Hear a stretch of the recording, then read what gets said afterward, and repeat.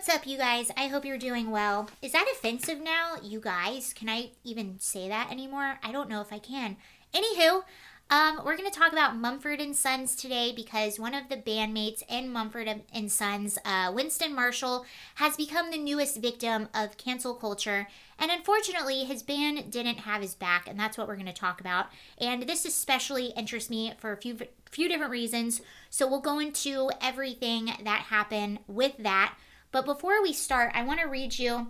So Candace Owens had an opinion piece in the Daily Wire, and it said, the title of it was, "It's Time to Stop Apologizing." And I want to read you just a brief paragraph of something that she said. And I do believe that this opinion piece was sort of in reaction to what happened with this particular story, Mumford and Sons.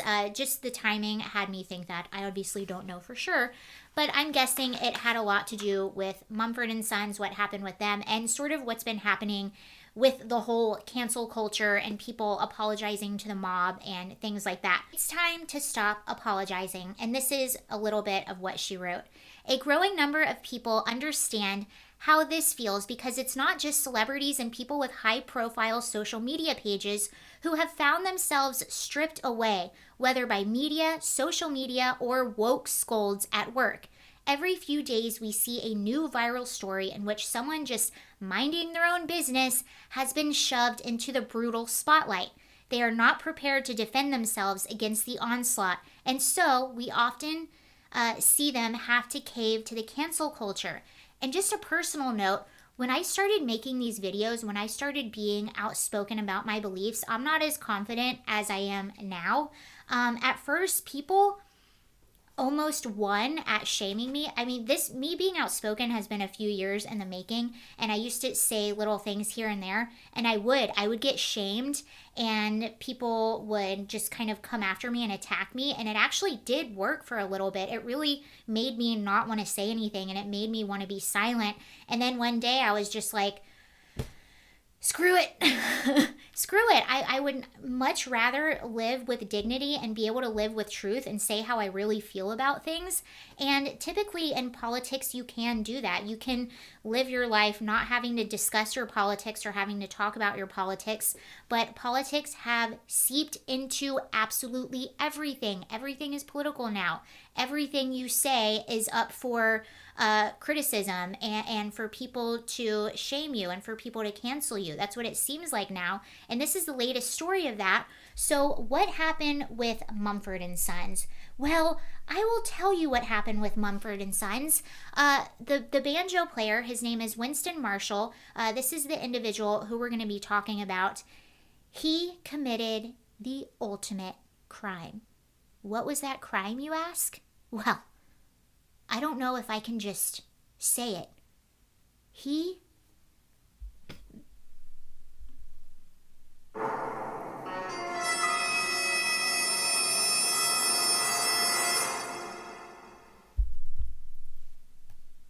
Shit!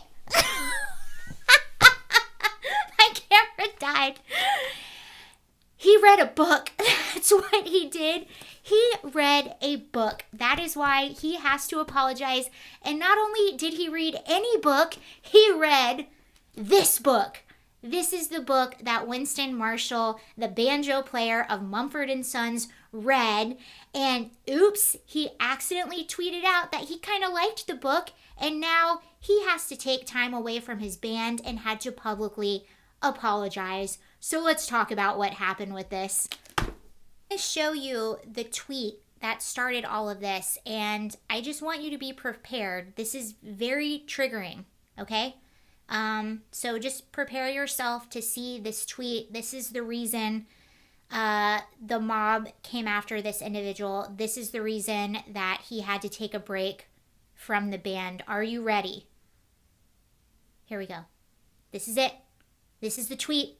It says, "Congratulations, Mr. Andy No. Finally had the time to read your important book. You're a brave man." What exactly is this book, you ask? Well, it's by Andy No, who's a journalist, and it's called Unmasked: Inside Antifa's Radical Plan to Destroy Democracy. So this book is basically just about Antifa. It goes over everything that happened in 2020 all the riots, everything like that. I think this is actually an excellent book. I'm not done with it right now. I'm about halfway through it. Hopefully I'll be able to finish it up this weekend.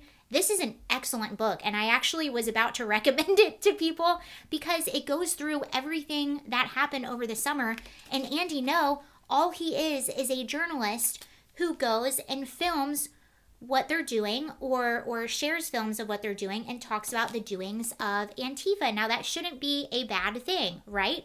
Well, because of this, the Twitterati, the Twitter mob just completely came after Mumford& Sons and Winston, and they were calling him a Nazi and all kinds of names and this and that. And here we go again, people. These individuals have no idea what they're talking about. They don't actually know what Antifa is. They don't actually know what Antifa does. And they don't actually know who Andy Ngo is. He is none of those things. It was so bad that Winston released this. So he says, over the past few days, I have come to better understand the pain caused by the book I endorsed. I have offended not only a lot of people I don't know, but also those closest to me, including my bandmates. For that, I am truly sorry. As a result of my actions, I am taking time away from the band to examine my blind spots. For now, please know that I realize how my endorsements have the potential to be viewed as approvals of hateful, divisive behavior. I apologize, as this was not at all my intention. Andy Ngo is just a journalist. That's all he is. He just reports on what is happening.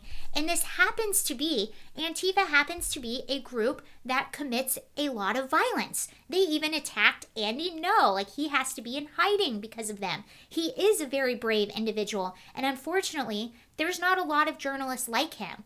And look at this. So he made this announcement. And then after that, I went and searched the internet, trying to see what people in publications were saying. And this is the first thing that popped up. This is the Rolling Stone and Yahoo. And it says, Mumford & Sons Winston Marshall taking time away from band after praising conservative provocateur. So they are calling Andy Ngo a conservative provocateur. First of all, I've been following Andy for over a year from now. I actually used him. I'm doing a video later tonight about Portland and what's going on there with Antifa, and I'm using a lot of stuff from him to put that video together.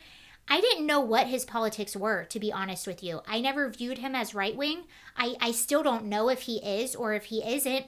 He is a journalist, and he goes to the place and he reports exactly what is happening. That's what a journalist does. And now all of a sudden that makes him a right-wing provocateur. Now, if you were talking about Milo Yiannopoulos and you were calling him a right-wing provocateur, you would be very accurate in that description. Milo Yiannopoulos is a right-wing provocateur. He would even describe himself as that way. Andy Ngo is just a journalist who reports on the truth. That's it. This is not propaganda.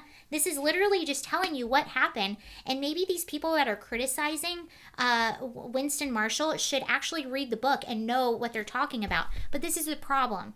Because the people, the Twitterati, the woke mob, whatever you want to call them, the bullies, whatever they are, the silencers, they typically, do you think any of them actually read this book?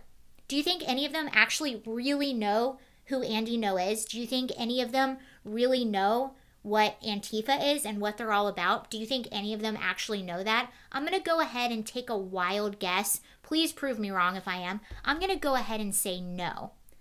No, these are people just like everyone else. They heard this person was bad from a friend or from a friend of a friend, and they think he's bad, but they actually don't know what he stands for or what he says. And to be honest with you, I don't even know what Andy stands for, and that means that he's a really good journalist. And I've seen this time and time and time and time and time again with journalists that I follow, these completely independent journalists who are apolitical, who go to these areas where the riots and the protests are, and all they're doing is getting the information out of the public, saying, this is what's happening, and then getting it to the public. That's what a journalist does. And they are labeled right-wing, even though you don't know their opinion. They're just telling you the truth of what is happening. But they are labeled by the media as right-wing. And I've seen it time and time and time again. And it's so frustrating. But that's my little rant about people calling individuals like Andy Ngo a right-wing provocateur. Again, if you're talking about someone like Milo Yiannopoulos, yeah, that's what he is. Andy Ngo, he's a journalist. I want to read you one more thing. This was actually a tweet that was atted at Winston. And I actually like what this person had to say. He says, I don't know who you are or what you read, but I offer you this nugget of unsolicited advice. If your colleagues, friends, or fans are dragging you for what you read, like, or believe, consider the possibility that it is they who should consider changing their behavior, not you. Completely agree with it. Completely agree with that. And this is a freaking band.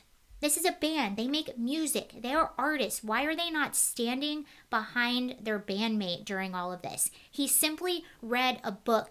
Artists should be the biggest encouragers of questioning, looking at other points of view, questioning the establishment. Damn the man. That's what art used to always be about.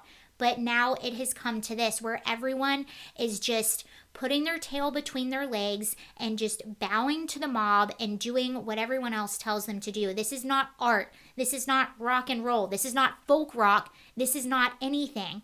And they should have stood behind him. And he shouldn't have apologized. I have a feeling, and like Candace Owens says, a lot of times this stuff hits people and you don't realize what it is. You don't know how to defend yourself. It's scary. It's weird. It's new. I have a feeling that he was probably pressured into apologizing. But again, shame on the band for not standing behind him and taking a stance.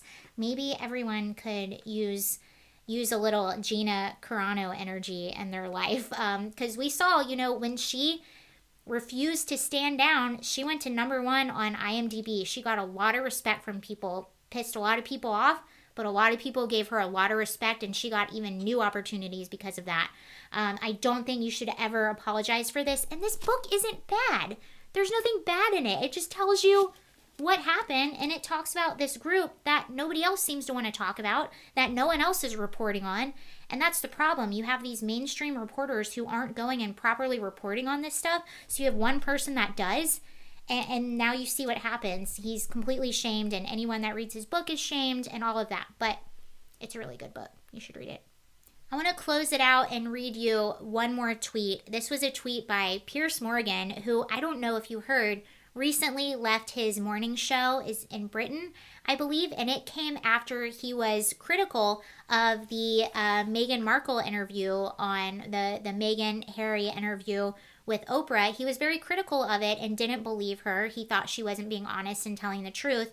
And because of that, he got a huge backlash. And I think he was just tired of it. So he was like, you know what? I'm leaving the show. So that was his decision. That's what he did. But let's look at, he sent out a tweet. And I want to read it for you. He says, on Monday, I said I didn't believe Meghan Markle in her Oprah interview. I had the time to reflect on this opinion, and I still don't. If you did, okay, freedom of speech is a hill I'm happy to die on. Thanks for all the love and hate. I'm off to spend more time with my opinions. And then he gave a quote by Winston Churchill. Some people's idea of free speech is that they are free to say what they like, but if anyone says anything back, that is an outrage. And I have one more quote on freedom of speech for you, and this is by our very first president, George Washington. And he says, if freedom of speech is taken away, then dumb and silent we may be led like sheep to the slaughter. You should always question. You should always research. You should always listen to opinions that are different from theirs and then make up your own opinion. Never shame anyone else for having an opinion that's different than yours. You can disagree. And I also remember, this is really crazy, when I was like 18 or 19, it was my very first election, and I was so excited to go vote, and I was a staunch Democrat. And it was, again, my first election. I was so excited. My parents were on the fence about going and voting, but I literally forced them to go and vote. I was like, you have to vote. You have to go do it. It's your duty. You have to do it. I was so innocent. But I did that knowing that both my parents were going to vote Republican. I was voting Democrat. They were both going to vote Republican. So I encouraged them to go out knowing that their vote was basically going to cancel out mine. But that's just how much I feel like the world has changed. Because I believed in democracy. I believed in everyone's right to vote and everyone's right to an opinion. And, you take that and your duty is to go and vote. And that's how I used to feel. And I still feel that way. I really do. But our world has changed. And I wish we could go back to that. Anyway, thank you guys for watching. And I'll see you later. Bye.